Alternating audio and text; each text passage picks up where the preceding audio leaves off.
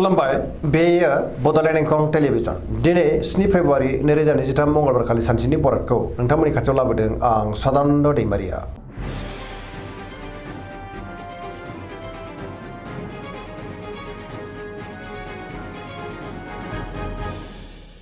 सिगां फरायनो लादों मेष राशि गिबि हांखो अ ल दिनैनि साना जोबोद मोजां।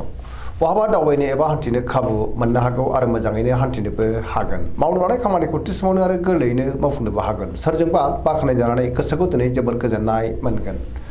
देहाया मोजाङै थागोन। सोरबा लोगोनिफ्राय मोजां खौरां फैनोबो हागौ। रांखावरियाव मोजां, गोबां धोन आरजिनोबो हागोन। आयाबो दिनै बांनो हागौ। बेफार फालांगियाव जोबोद मोजां मुलाम्फा मोनगोन। सोरबा लोगोनिफ्राय थोजासे हेफाजाब मोनगोन। न'खराव दिनै बिसि-फिसायनि गेजेराव अननानै फैगोन। बिदा-फंबायजों मोजां सोमोन्दो थागोन। गुबुननि गोसोखौ गोरलैयैनो बोनोबो हागोन। बिमा-बिफानि अननाय आरो बोरखौबो मोननो हागौ। गोसोनि बोलोआ बांगोन। समाजाव बयजोंबो मान होजागोन। लाइमोनफोरा मोजां खौरां मोननो हागौ। गोसोआ दिनै जोबोद रमान्टिक जागोन आरो गावबा गावनि गोसोनि साननायखौ फोरमायलायनोबो हागोन। फरायसाफ्रा दिनै फरायनायाव गोसो दुंखांगोन आरो मोजां फिथाइ मोनगोन। पजिटिभ एनार्जिनि गोहोमबो गोग्लैनो हागौ।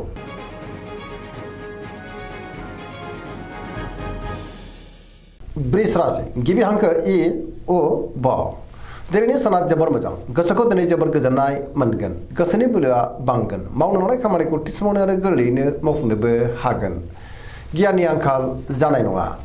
समाजाव दिनै गोबां मान मोनगोन। रांखावरियाव मोजां। बेफार फालांगियावबो दिनै जोबोर मोजां मुलाम्फा मोननो हागोन। आयाबो बांनो हागौ। अब्लाबो नाथाय खरसायाबो बांगोन। न'खराव दिनै बिसि-फिसायनि गेजेराव अननानै फैगोन। देहाया दिनै मोजाङैनो थागोन। गुबुननिफ्राय थोजासे हेफाजाब मोननो हागौ। जायखि खामानि मावा मानो मोनफ्रोमबो खामानिखौनो दिनै गोरलैयैनो मावफुंलांनो हागोन। सोरबा लोगोनिफ्राय थोजासे हेफाजाब मोननो हागौ। गोसोनि साननायफ्रा दिनै मोगथाङाव जाफुंगोन। पजिटिभ एनार्जिनि गोहोमबो गोग्लैनो हागौ।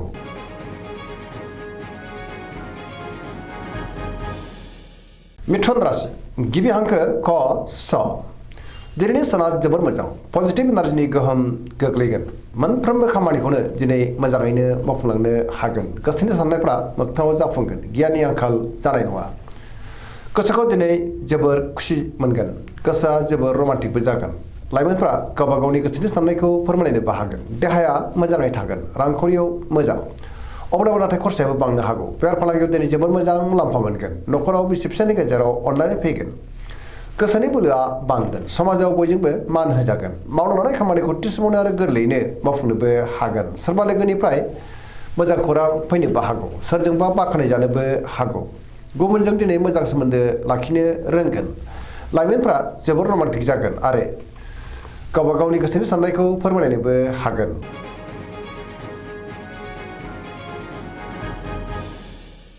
कर्कट राशि गिबि हांखो ड ह दिनैनि साना जोबोर मोजां। गोसोखौ दिनै जोबोर गोजोननाय मोनगोन। सोरबा लोगोजों बाख्नाय जानो हागौ। गोसोनि साननायफ्रा मोगथाङाव जाफुंगोन। गोसोआव दिनै पजिटिभ साननाय फैगोन।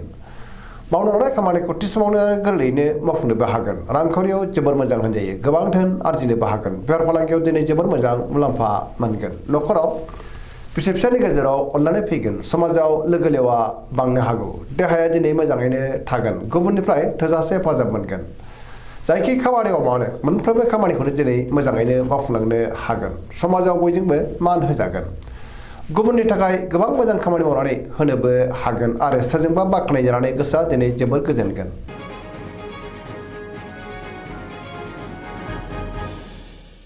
सिंह राशि गिबि हांखो म ट दिनैनि साना जोबोर मोजां। गोसोआव दिनै जोबोर गोजोननाय मोनगोन। पजिटिभ एनार्जिनि गोहोम गोग्लैनो हागौ। मावनो लानाय खामानिखौ थि समावनो आरो गोरलैयैनो मावफुंनो हागोन। सोरबा लोगोनिफ्राय थोजासे हेफाजाब मोननोबो हागौ। समाजाव लोगो लेवा बांगोन। बहाबा दावबायनो एबा हान्थिनो खाबु मोनगोन आरो मोजाङैनो हान्थिलांनो हागोन। रांखावरियाव जोबोर मोजां होनजायो। अब्लाबो नाथाय खरसायाबो बांगोन। मोननो गोनांखौबो दिनै मोननो हागोन। बेफार फालांगियाव जोबोर मोजां मुलाम्फा मोनगोन। गोसोनि साननायखौ गुबुननो फोरमायनोबो हागोन। न'खराव अननानै फैगोन।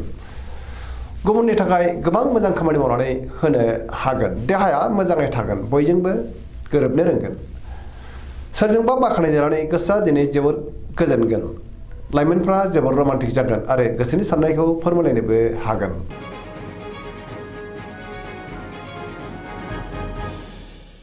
कन्या राशि गिबि हांखो प ट दिनैनि साना जोबोर मोजां। गोसोआव दिनै पजिटिभ साननाय फैगोन। धोरोमारि बिथिङावबो गोसो दुंखांनो हागौ गोथों आरो गोग्गो साननो रोंगोन गियाननि आंखाल जानाय नङा रांखावरियाव जोबोर मोजां अब्लाबो नाथाय खरसायाबो बांगोन बेफार फालांगियाव दिनै जोबोर मोजां मुलाम्फा मोननो हागोन देहाया मोजाङै थागोन गोबां मुंदांखा सुबुंजों दिनै लोगो मोनज्लायनोबो हागौ न'खराव बिसि फिसायनि गेजेराव अनलायनाय फैगोन बिदा फंबायजों मोजां सोमोन्दो थागोन गोबां खामानियाव दिनै मुखुबबो थागोन सोरजोंबा बाख्नाय जानानै गोसोआ दिनै जोबोर खुसि जागोन पजिटिभ एनार्जिनि गोहोम गोग्लैनोबो हागौ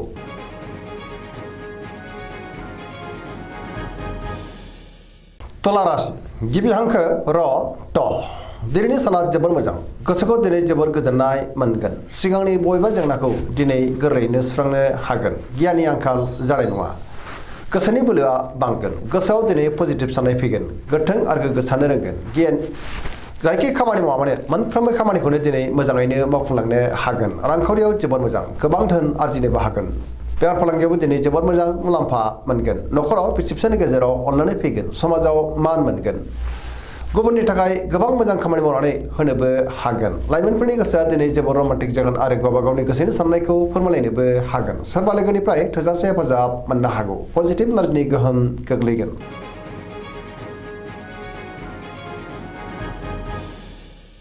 वृश्चिक राशि गिबि हांखो न स दिनैनि साना जोबोर मोजां पजिटिभ एनार्जिनि गोहोम गोग्लैगोन गोसोआव गोथों आरो गोग्गो साननाय फैगोन गियाननि आंखाल जानाय नङा समाजाव लोगो लेवा बांगोन सोरबा लोगोजों बाख्नाय जानानै गोसोखौ दिनै जोबोर गोजोननाय मोनगोन मावनो हानाय खामानिखौ थि समावनो आरो गोरलैयैनो मावफुंनो हागोन गुबुननिफ्राय थोजासे हेफाजाब मोननो हागौ गोसोनि साननायफ्रा दिनै मोगथाङाव जाफुंनोबो हागौ गोसोनि बोलोआ बांगोन समाजाव बयजोंबो मान होजागोन न'खराव बिसि फिसायनि गेजेराव अनलायनाय फैगोन रांखावरियाव मोजां अब्लाबो नाथाय खरसायाबो बांनो हागौ बेफार फालांगियाव दिनै जोबोर मोजां मुलाम्फा मोनगोन देहाया मोजाङै थागोन गुबुननिफ्राय थोजासे हेफाजाब मोनगोन फरायसाफ्रा दिनै फरायनायाव गोसो दुंखांगोन आरो मोजां फिथाइ मोनगोन लाइमोनफ्रा दिनै जोबोर रमान्टिक जागोन आरो गावबा गावनि गोसोनि साननायखौ फोरमायलायनोबो हागोन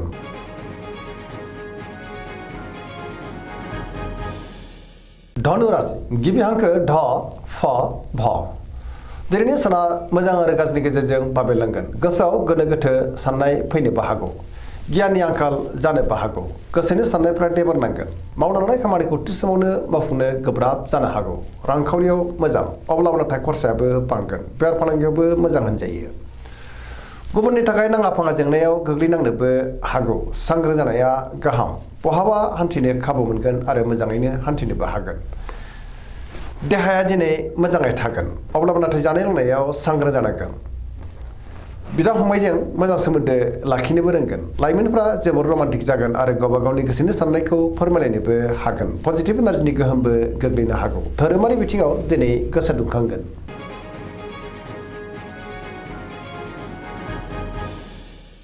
मकर राशि गिबि हांखो ख ज दिनैनि साना जोबोर मोजां गोसोखौ दिनै जोबोर गोजोननाय मोनगोन मावनो हानाय खामानिखौ थि समावनो आरो गोरलैयैनो मावफुंनोबो हागोन रांखावरियाव जोबोर मोजां अब्लाबो नाथाय खरसायाबो बांनो हागौ मोननो गोनांखौबो दिनै मोननो हागोन बेफार फालांगियाव दिनै जोबोर मोजां मुलाम्फा मोनगोन गोबां मुंदांखा सुबुंजों दिनै लोगो मोनलायनोबो हागौ गुबुनजों मोजां सोमोन्दो लाखिनो हागोन मोनफ्रोमबो खामानिखौ दिनै मावफुंलांनो हागोन गोदान खामानियाव आखाइ होजेननोबो हागोन गोसोआव गोदान साननाय फैगोन गियाननि आंखाल जानाय नङा सेंग्रा सिख्लाफ्रा दिनै जोबोर रमान्टिक जागोन आरो गावबा गावनि गोसोनि साननायखौ फोरमायलायनोबो हागोन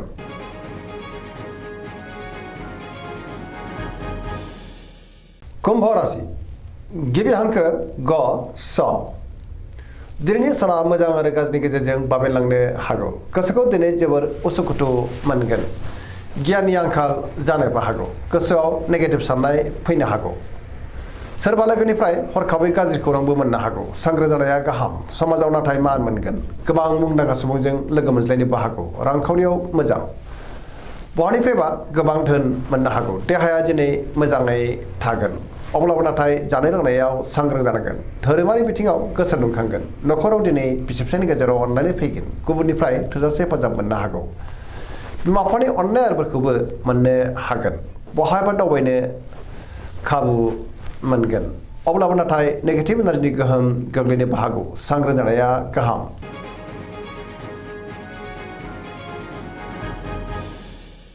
मीन राशि गिबि हांखो ड स दिनैनि साना मोजां आरो गाज्रिनि गेजेरजों बाबेनलांगोन गोसोआव दिनै उसुखुथु साननाय फैगोन गुबुननि थाखाय नाङा फाङा जेंनायाव गोग्लैनांनोबो हागौ सांग्रां जानाया गाहाम देहाया दिनै मोजाङै थागोन रांखावरियाव मोजां बेफार फालांगियावबो मोजां होनजायो सोरजोंबा बाख्नाय जानोबो हागौ लाइमोनफोरनि गोसोआ दिनै जोबोर रमान्टिकबो जागोन आरो गावबा गावनि गोसोनि साननायखौ फोरमायलायनोबो हागोन फरायसाफ्रा दिनै फरायनायाव गोसो दुंखांगोन आरो मोजां फिथाइ मोनगोन बहाबा हान्थियोब्ला दिनै जोबोर मोजां आरो मोजाङैनो हान्थिनो हागोन पजिटिभ एनार्जिनि गोहोमबो गोग्लैनो हागौ धोरोमारि बिथिङावबो गोसो दुंखांगोन दिनैनि राशि फरायफिननाया एसेनोसै जोबनायाव बेखौनो खावलायो जाहाथे नोंथांमोना सानफ्रोमबो जोंनि बे बड'लेण्ड इंखं टेलिभिजनखौ नायबाय थायो आरो साबस्क्राइब खालामो लोगोसे लाइक खालामो आरो शेयार खालामो एसेनोसै गोजोन्थों